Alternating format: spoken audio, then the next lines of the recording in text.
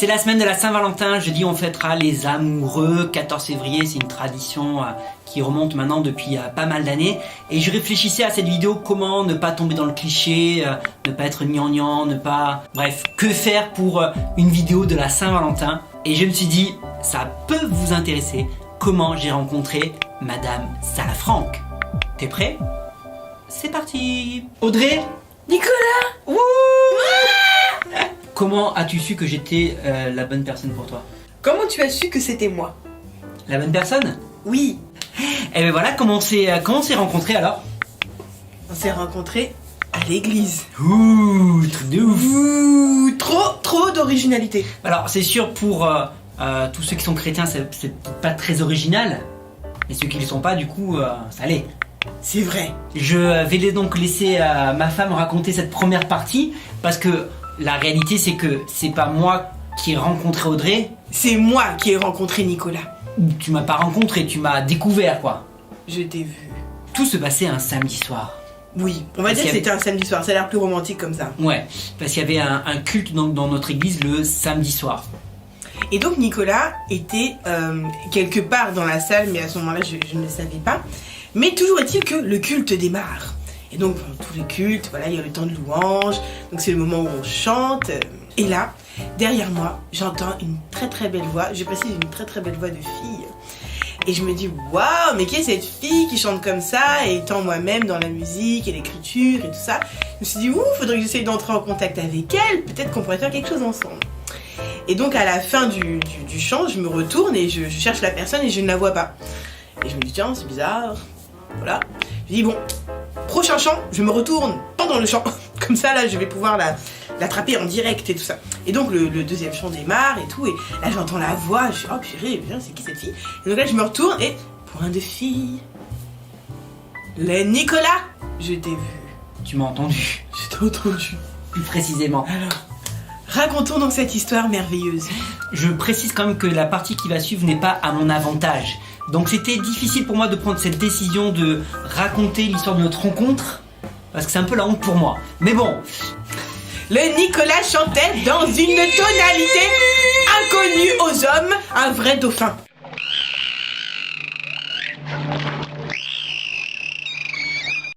Non mais ça va, c'est pas non plus je chante dans les ultrasons quoi. Non mais presque. Non mais t'exagères. Et donc après, tu m'entends chanter, il se passe quoi? Parce qu'au passage, moi j'ai pas remarqué qu'elle se retournait hein. Ou parce que lui il était dans la louange, pas moi. Moi je louais le Seigneur. Tellement de spiritualité en lui, comme vous pouvez voir. Et bien après, qu'est-ce qui se passe Des illusions? Oh non, c'est pas une fille. Oh non, ce n'est pas une fille. Et après, qu'est-ce qui s'est passé? Bah rien du tout. En fait, ensuite il ne s'est rien passé. Mais quelques semaines après, je me rends à cette fois c'était un groupe de jeunes. Donc là je m'en souviens. Et donc c'est la première fois vraiment que je le vois. Vraiment. Je veux dire, El hombre. Je veux dire, pas au milieu de plein de gens, pendant le temps de louange et tout, mais vraiment je le vois. Et j'ai un espèce de coup de foudre. Pas un espèce, j'ai le coup de foudre pour cette personne. Il se présente. La foudre a frappé. Mais à ce moment-là, j'ai une espèce de conviction dans mon cœur comme quoi il n'est pas libre et que ben voilà, il n'est pas libre, donc enlève tes yeux, ma fille. Effectivement, à ce moment-là, moi j'étais pas libre de mon côté, j'étais en relation avec une autre fille et moi j'ai pas du tout remarqué Audrey. Et il faut préciser qu'il ne m'a pas remarqué pendant très longtemps, quelques mois. Donc l'église où nous étions organise vraiment un événement pour la fête de la musique. Et moi je me dis bon, je comprends qu'il est pas libre, mais je me dis bon peut-être qu'on peut devenir amis. Bon, j'étais vraiment sincère dans mon intention de peut-être devenir amie. Voilà. Et donc je sais qu'il va participer à la fête de la musique en tant que présentateur, donc je décide de passer les auditions. Et maintenant je fais une dédicace à Steve, notre témoin de mariage, qui m'a fait passer mon audition au téléphone. Voilà, donc déjà j'étais en mode stress, non pas parce que je me disais ah si je rate l'audition je vais pas participer à la fête de la musique, mais plutôt si je rate l'audition je vais pas pouvoir parler à Nicolas. Et oui, parce que cette année-là c'est moi qui étais le présentateur de la fête de la musique et donc j'annonçais les groupes qui passaient au fur et à mesure de la soirée. Et évidemment arrive le tour d'Audrey et je lançais voici maintenant Audrey qui va nous interpréter je sais plus quel chant. Je sais plus. Et là je pars en vrille. Il me dit ah il connaît mon nom, mais en fait il a une fiche avec le nom de tous les chanteurs. Et oui, c'est ça. Voilà, et moi je pensais qu'il m'avait remarqué. Non, j'avais juste le programme, forcément, j'avais le programme. Mais donc en fait il m'a pas remarqué du tout. Et donc à la fin je vais le saluer, il me regarde un peu du genre T'es qui? Qu'est-ce que tu veux? Calme-toi, tu te calmes tout de suite. Ça faisait 2 ans que j'étais arrivé dans région parisienne, dans cette église, et première fois que j'entendais Audrey, et elle vient me parler à la fin alors qu'on s'était jamais vu avant, je trouvais ça louche. Moi je trouvais ça sociable. Bref. Donc ça c'était le 21 juin du 21 juin 2007, pour être précis. Waouh, je me souvenais même pas de l'année. Bah forcément, 2007. Waouh, et donc l'été passe, moi entre temps je romps la relation dans laquelle j'étais. Ça n'a pas été facile et j'étais dans le sud à ce moment-là chez mes parents. Et je reviens au mois de septembre pour la rentrée puisque j'étais prof à ce moment-là. Donc je reviens au mois de septembre, fin août en tout cas, pour la reprise. Et là, on fait une proposition à Audrey. Proposition de fou. Alors suite à mon audition en fait pour la fête de la musique, on me dit voilà, on trouve que tu as vraiment quelque chose au niveau de la louange et peut-être que tu as un appel dans ça et est-ce que tu aimerais t'investir au niveau de la louange? Et donc je fais une parenthèse quand on me demande comment tu es arrivé dans la louange, comment Dieu t'a parlé. Bah en fait je suis allée parce que Nicolas était dans la louange. C'est bien, bravo! Bravo! Là c'est les 5 bons conseils pour intégrer un service. Comment je sais que je suis appelé à la louange? Oui, bon voilà, c'est mal. Mais entre-temps, vraiment, j'ai vraiment découvert qu'effectivement c'était ma place, que Dieu avait un plan pour moi à ce niveau-là. Donc je me suis dit, ouais, la louange, d'accord. Et puis là, à ce moment-là, donc, la responsable de la louange à l'époque me dit, eh bien tu seras soit dans le groupe de Nicolas, soit dans le groupe de Ange. Et moi j'étais là, ok. Et là j'ai commencé à prier. Ok, mais c'est pas ce qui se passe dans ta tête à ce moment-là. Non, mais là j'ai commencé à prier parce qu'en fait moi je ne savais pas qu'il était plus avec la personne. Donc j'ai commencé à prier. J'ai dit Seigneur, si ce n'est pas la personne que tu as prévue pour moi, je ne veux pas être dans le groupe de Nicolas. Parce que je serais obligée de le voir rencontrer sa future femme ou se marier avec sa future femme. Et en plus, je serais obligée de faire la louange de ce mariage magique parce que je serais dans le groupe de louange. Donc Seigneur, si tu pouvais m'épargner ça vraiment et me placer plutôt dans l'autre groupe. Ça, c'est la prière, genre vraiment très très spirituelle. Ouais, une fois de plus. Hein. Quelle femme spirituelle. J'étais très spirituelle à l'époque. Ouh, voilà, trop de spiritualité. Et finalement, je me suis retrouvée dans le groupe de Nicolas. Et puis bon, bah, par la suite, j'ai appris qu'il était libre. Il est libre, Max. Libéré, délivré. Bref. Et donc, s'ensuit que tous les lundis soirs, on avait répétition. Mais c'est pas juste répétition de mon groupe, en fait. Le fonctionnement qu'on avait dans l'église, c'était tous les groupes se réunissaient le lundi soir, parce qu'on partageait un temps d'enseignement, puis on faisait un peu des masterclass, etc. Et Audrey a usé de stratégie, je le dis, elle m'a piégé. J'ai eu une idée. Elle m'a piégé pour que je puisse la ramener chez elle. La créativité n'est pas un péché. J'aimerais préciser cela. Mais je peux pas dire qu'elle est péché, je dis que tu m'as piégé. Non, j'étais créative. Donc voilà que un lundi soir, elle use de stratagème pour que je puisse la ramener chez elle. Et donc moi on avait fini la répétition, puis j'avais un petit débrief avec les responsables. Et qu'as-tu fait en attendant? Eh bien ce jour-là, je me suis dit, maintenant il faut commencer à passer à l'action. Bon, je sais, ça fait un peu genre la fille, elle a traqué le gars, mais c'est pas du tout comme ça que ça s'est passé. Vraiment, je fais une parenthèse encore une fois. Bon là, vous avez pas la timeline, hein, vous avez pas le temps, mais entre temps, j'ai quand même prié, j'ai quand même une conviction que ça vient du Seigneur, que c'est la personne qui l'a préparé pour moi et tout ça. Et donc je me dis, bon bah voilà, ma fille, elle va falloir commencer à se bouger un petit peu, quoi, faire quelque chose, faut que le gars se rende compte de ta présence. Donc je me suis dit, je vais... Elle est dans mon groupe de louanges, à part ça, je n'ai pas remarqué sa présence encore, hein. Oui, bon c'est pas grave, mais bon, qui remarque ma présence sans les autres personnes autour. D'accord. Voilà. Et donc je me dis, tiens, peut-être qu'il pourrait me raccompagner chez mes parents. Voilà. Sauf que ce soir-là, bizarrement, beaucoup de gens sont venus me proposer de me raccompagner. Je ne sais pas pourquoi. Je pense à vous si vous vous reconnaissez ce jour-là. Je ne sais pas ce qui vous a pris. Mais du coup, tout le monde vient me voir. Tu veux que je te ramène chez toi? Non. Tu veux que je te ramène chez toi? Non. Non. Va là-bas. Non. Non. Et donc, en fait, moi, j'attends la fin de sa réunion pour pouvoir lui demander de me ramener. Ce que j'ai fait à la fin de sa réunion. Le truc pas louche, il n'y avait plus personne dans l'église, sauf elle. Et la réunion a duré super longtemps, en plus. Pas louche du tout. Et donc, je lui demande, Et je sens qu'il va me dire non, j'espère.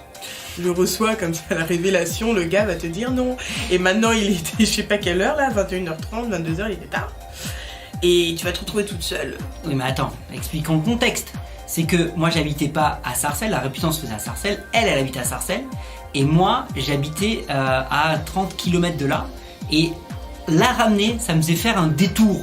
Or j'étais un peu pressé, on était déjà rentré tard. Et faire un détour à ce moment-là... Est-ce que je savais ça? Ça me saoulait. Je savais. Non mais il faut le dire franchement, ça me saoulait de faire un détour. Je me dis pourquoi elle a pas demandé à quelqu'un qui était là, il y avait 15 000 personnes qui auraient pu la ramener, pourquoi elle a attendu? Et donc là je lui dis, bah si tu peux pas, je vais demander à ma mère. Toujours dans l'espoir qu'il ait pitié de ma mère quoi. Et effectivement j'ai eu pitié de sa mère. Je me suis dit non, comme il est déjà 21h30 ou 22h, je vais pas faire sortir sa mère à cette heure-ci. J'ai dit allez, je te ramène. Mais c'était pas de gaieté de cœur quoi. Donc voilà, donc il me ramène chez moi. Et puis on restait à discuter. On discute. Et au final longtemps. Et finalement on discute longtemps. Jusqu'à ce que ma mère ouvre les volets et qu'elle dise Audrey, il faut laisser rentrer la personne chez elle. Donc tu vois, bon un petit peu tapagedehonte.com. Voilà. C'est ça. Et donc c'est la première fois qu'on discute pour du vrai. Et là, elle me raconte qu'elle a fait des rêves sur nous deux. Mais je pensais être discrète. Non, le truc pas trop bizarre quoi. Première fois que tu discutes discret. avec une fille et la fille te sort tous les rêves qu'elle a fait sur toi. Et notamment, elle a rêvé qu'on allait être collègues. À ce moment-là, on est en 2007. Moi, je suis prof de musique en collège.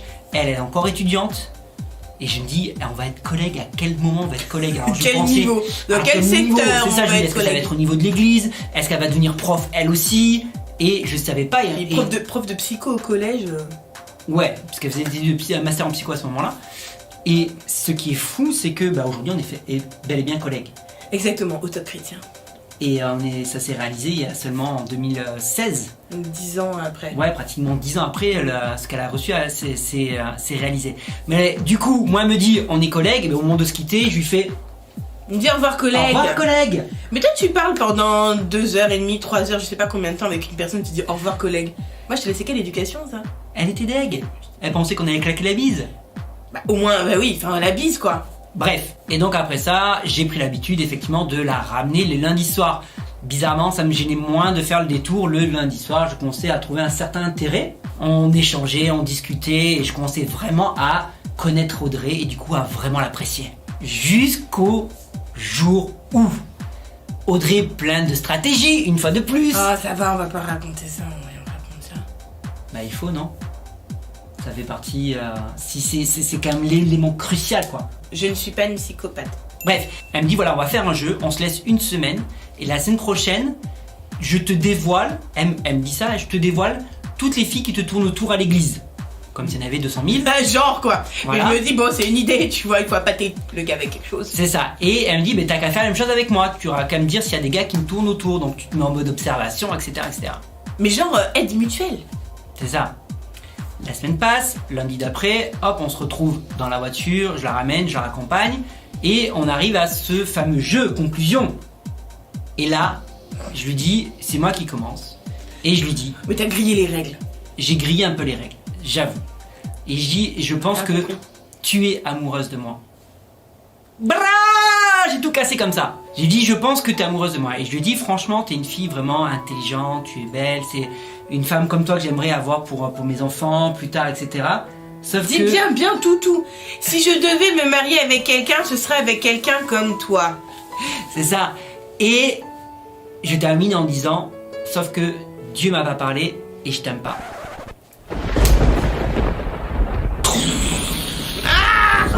Dans les films à ce moment-là, il y aurait l'orage qui gronderait et la pluie qui se mettrait à... Ouais, et puis même le champignon de Hiroshima, tu vois. C'est ça.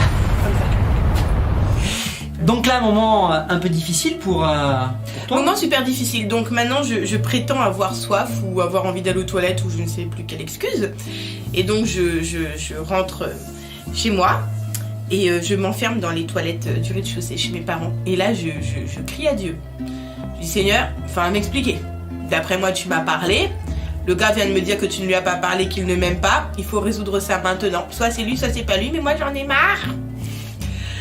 Donc voilà. Et donc je prends une bouteille d'eau. Je crois que j'avais dit que j'allais chercher de l'eau. Et je retourne dans la voiture. Et donc elle revient dans la voiture. Et moi, de mon côté, à la fois j'avais pas de sentiments, c'est vrai à ce moment-là, et Dieu m'avait pas parlé non plus, mais en même temps c'est vrai que c'est une fille qui m'intéressait vraiment. Plus je la découvrais en fait, et plus je me disais que c'était vraiment une fille super. Sauf que, comme je l'ai dit tout à l'heure, j'ai sorti d'une relation qui avait été un peu compliquée pour moi, et j'étais pas prêt à ce moment-là à me réinvestir dans une relation, et surtout j'étais pas prêt à me réinvestir dans une relation sans savoir si c'était bien la volonté de Dieu pour ma vie à ce moment-là. Parce que je voulais pas souffrir à nouveau, je voulais pas et souffrir et faire souffrir quelqu'un. Donc pour moi j'avais besoin de savoir si c'était viable ou pas notre relation, et c'est pour ça que je préférais mettre des limites tout de suite. Bref, mais bon, quand elle revient dans la voiture, je dis écoute, voilà, bon, j'ai dit ce que j'ai dit, mais on va quand même prier pour ça, et on va pas forcément se séparer maintenant, mais continuons à nous découvrir. En gros, je dis ça un peu comme ça, quoi. Continuons à nous découvrir et puis prions. Se séparer dans l'amitié, hein. Évidemment, puisqu'on n'était pas du tout ensemble. Voilà, ça c'est important de préciser quand même. Non mais ça aurait pu mettre fin à notre amitié. Oui, c'est vrai. Court. Oui. Un coup comme ça peut jeter un méga froid et on se parle plus, quoi. Ah non, je suis pas sûre. Je pense pas que ça jette un méga froid. Dieu m'a pas parlé, je t'aime pas. Je pense que ça soude les liens. Je pense ça. Comme ça. Enfin. Oui, je pense aussi. Effectivement. Je dirais c'est ce qu'ils font les gens. Tu sais, quand tu veux rester amis, je t'aime pas. Donc je lui dis écoute, ne cassons pas notre amitié, restons amis, continuons à parler, à discuter, je continuerai à te ramener le lundi soir. C'est ça que ça voulait dire un petit peu, quoi. Donc j'avais gagné un chauffeur. C'est ça. Parfait. Bref, et donc moi j'ai continué à prier de mon côté, on a même pris du temps pour jeûner, prier pour ça. Moi j'ai jeûné une demi-journée. Non mais à l'époque j'étais très spirituelle. Jeûné une demi-journée parce que je savais pas faire plus et que d'après moi j'avais reçu la conviction. Et en plus je travaillais au McDo à cette époque. Donc va jeûner avec les odeurs d'hamburger et de frites. J'avoue, c'est pas facile. Et donc bien sûr le coup classique, quand t'es avec quelqu'un, souvent tu demandes des signes. Et là le gars va vous dire j'avoue que j'ai demandé signes. J'avoue que j'ai demandé des signes un peu bidons. Peut-on faire une parenthèse? Oui. Parenthèse. Pour tous les gens qui demandent des signes, en s'appuyant sur le passage qui fait référence à Gédéon qui pose une toison devant l'Éternel. Juste une petite parenthèse. Gédéon pose la toison après avoir reçu une parole. C'est ça. Posez pas des toisons avant là, ça sert à rien, c'est pas biblique ça. C'est ça. Voilà. On joue pas au loto ou. C'est pas. Ouh Seigneur, s'il me regarde. Dieu t'a parlé et la toison permet de confirmer. Voilà, si la coccinelle se pose sur moi, Seigneur, c'est lui. Non, c'est pas ce genre de truc. Hein. Et du coup, moi j'ai fait un peu comme ça. Donc forcément, en fait, Audrey n'aimait pas du tout les tartes à l'abricot. Que je n'aime toujours pas. Qu'elle n'aime toujours pas. Et du coup, une fois qu'on était invité chez une amie en commun, c'est moi qui avais préparé le dessert. Et du coup, j'ai fait une tarte à l'abricot. Exprès. Et je dis, Seigneur, si c'est elle, alors qu'elle aime ma tarte à l'abricot. Tu vois? Et là, tu bâtis un mariage sur ça. Sur un fond de tarte. Et le pire, c'est que t'as aimé ma tarte à l'abricot. Il y avait de la drogue dedans. Non, il n'y avait pas de drogue. T'as aimé ma tarte à l'abricot. Mais suite à ça, je me suis dit, quand même, Nicolas, c'est un peu léger, quoi. Un peu léger, bâtir ta vie, bâtir ton couple, bâtir ta relation sur une tarte à l'abricot. Je me dis, le jour où ça va avoir des temps difficiles, parce que dans tout couple, il peut y avoir des temps difficiles, hein, c'est la vie, c'est les choses qui arrivent. Je me rattacher, me raccrocher à une tarte à l'abricot à ce moment-là pour me dire non, c'est la bonne parce qu'elle a aimé ma tarte à l'abricot. Je trouvais ça un petit peu léger au final. Et donc j'ai continué de prier pour être sûr que c'était bien ça. Et moi ça s'est passé de mon côté un soir où on était chez des amis et juste avant de partir en fait on prie. Et à ce moment-là j'ai vraiment reçu une conviction profonde que Audrey devait être ma femme. C'est un peu difficile à expliquer, mais c'était vraiment une paix et une conviction qui venait vraiment du Saint-Esprit à ce moment-là. Et j'ai su que c'était elle. J'ai su que c'était celle que Dieu m'avait réservée. Et j'ai su que je pouvais à ce moment-là ouvrir mon cœur, ouvrir mes sentiments à nouveau et qu'on allait pouvoir s'engager dans une relation sérieuse. Et donc suite à ça, j'ai fait ma demande. Moi j'ai préparé ma demande en mariage. Voilà. Alors, pour tous ceux qui se posent la question... Non, nous n'étions pas ensemble quand il a fait sa demande en mariage. Vous avez bien compris la chronologie des événements. Bah oui, parce que pour moi ça servait à rien de se mettre ensemble si c'était pas pour se marier. Donc j'avais besoin de savoir si elle était prête à se marier pour qu'on puisse se mettre ensemble. Voilà. Donc je l'invite et je prépare tout mon plan. Je l'invite au restaurant dans Paris, quartier latin. La Grande Roue. La Grande Roue en bas des Champs-Élysées. La pluie, le vent glacial. C'était au mois de novembre. C'était nul. C'était complètement raté. Moi, je voulais faire ma déclaration sur la grande roue, Mon Dieu. très romantique. J'avais tout visé, sauf qu'il caillait de ouf. Ah, c'était nul. Et en plus, juste dans le truc devant nous, je sais pas comment ça s'appelle. Enfin, La nacelle. la nacelle devant nous, il y avait un couple. Donc eux, il faisait froid, donc eux, ils se faisaient comme ça, on est câlin, mais moi, je suis là, même pas, t'es avec le gars, tu peux pas te serrer contre le gars. C'est tu vois. ça. T'es là, On t'as est pas froid, t'es ensemble. comme as. Et les autres devant, je suis là. Et donc, on finit par descendre de la roue. J'ai dit, bah, écoute, si on allait au cinéma. Et du coup, on prend ma voiture. Et là, qu'est-ce qu'elle fait? Elle baisse le siège de la voiture et elle dort pendant tout le trajet. Mais en vrai, je faisais semblant de dormir parce que je ne voulais pas parler avec lui. Merci. C'est sympa. Elle me traque pendant des semaines et des mois. Le jour où enfin il y a une possibilité, elle fait semblant de dormir. Bah oui, moi j'étais là, j'attendais quoi. Mais je me souviens très bien de la route, hein, les quais de Seine, tout ça. Et donc, si tu as un peu de mémoire, en 2007, il n'y avait pas encore les smartphones avec internet sur les smartphones. Donc, pour avoir une séance de cinéma, bah, du coup, on est rentré chez moi pour aller sur internet et savoir dans quel cinéma aller, quel film aller voir. Et pendant que je cherchais ma séance de cinéma sur internet, j'étais là, Nicolas, prends ton courage à deux mains, il faut que tu fasses ta déclaration. Ah, c'est comme ça que ça s'est passé? Ouais, je t'ai jamais dit. Non. Oh, c'est ouf. Un truc de ouf. Et donc j'étais là en train de chercher, je fais allez Nicolas, allez, sois un homme, sois un homme. Et donc là je me retourne, elle était sur le canapé, je me retourne, je mets un genou par terre et j'ai Audrey, veux-tu être ma femme? Mais du coup, Je on me suis est passé retourné, de je cherchais un film à veux-tu m'épouser? C'est ça, et au final on n'est pas allé au cinéma. Non. Donc j'ai dit oui. Et après, j'ai flippé. Grave! Grave! Donc Grave. c'est elle qui me cherche, elle qui me traque, et au final elle flippe quand je lui demande en mariage. Mais le gars fait peur. Il va chercher un film, il revient, il te demande en mariage. Et donc elle a dit oui, et à partir de ce moment-là, on a été ensemble officiellement, après on s'est fiancés. J'ai rencontré tes parents, tu as rencontré mes parents. C'est ça, On a fait ça bien quand même. on a fait ça bien, et puis 1 an et demi plus tard on s'est mariés. Voilà. Donc en 2009. 2009. En avril 2009, 18 avril 2009, on s'est mariés. Et on fête cette année nos 10 ans de mariage. Dieu a répondu à notre désir, malgré nous. Dans le type de personne que je recherchais, je voulais surtout quelqu'un qui craigne Dieu et qui comprenne que j'allais toujours aimer Jésus plus que lui et qu'il passerait toujours après Jésus. C'est ça. C'était mon objectif. Comment as-tu su que j'étais la bonne personne pour toi? Hormis le coup de foudre que t'as eu. Oui, c'est intéressant comme question. Merci pour cette question, Nicolas. Avec plaisir. Voilà. En fait, c'est au fur et à mesure que tu apprends à connaître la personne, tu te rends compte aussi qu'elle a des traits de caractère ou des rêves, des projets, des choses qui sont quand même en accord avec ce que Dieu a déjà mis en toi, en toi-même. Et il y avait quand même des points de convergence assez importants, notamment au niveau de, que ce soit au niveau de la musique, surtout au niveau de la musique et de la louange à cette époque, parce que c'était pas encore pasteur en fait. C'était en formation. Mais voilà, à ce niveau-là, et puis quelqu'un qui aime vraiment rigoler, et puis qui aime beaucoup, beaucoup prier. Ça m'a marqué. Et ça m'a boosté moi-même dans ma vie de prière, parce que j'étais pas une très grande prieuse, là, devant l'éternel. Hein. Donc ça m'a boosté, et puis quelqu'un qui m'apporte quelque chose qui me tire vers le haut, quoi. Comment tu as su que c'était moi? La bonne personne? Oui. La première chose, c'est que plus on passait du temps ensemble, plus j'apprenais à te découvrir, plus on parlait, plus on discutait de projets, plus on parlait de philosophie de vie, et plus je m'apercevais que tu correspondais vraiment à mes attentes, que tu correspondais vraiment à ce que je cherchais chez une femme. Donc ça c'était essentiel déjà, qu'on était sur la même longueur d'onde sur beaucoup de sujets. Les mêmes valeurs. Les mêmes valeurs, on partageait les mêmes valeurs. Et ensuite, le point culminant, ça a été bien sûr la prière, où vraiment j'ai reçu cette conviction dans mon cœur que c'était bien toi, et cette paix aussi du Saint-Esprit pour m'engager dans cette relation avec toi de manière sérieuse. Mais moi aussi j'ai vraiment ressenti cette approbation de Dieu.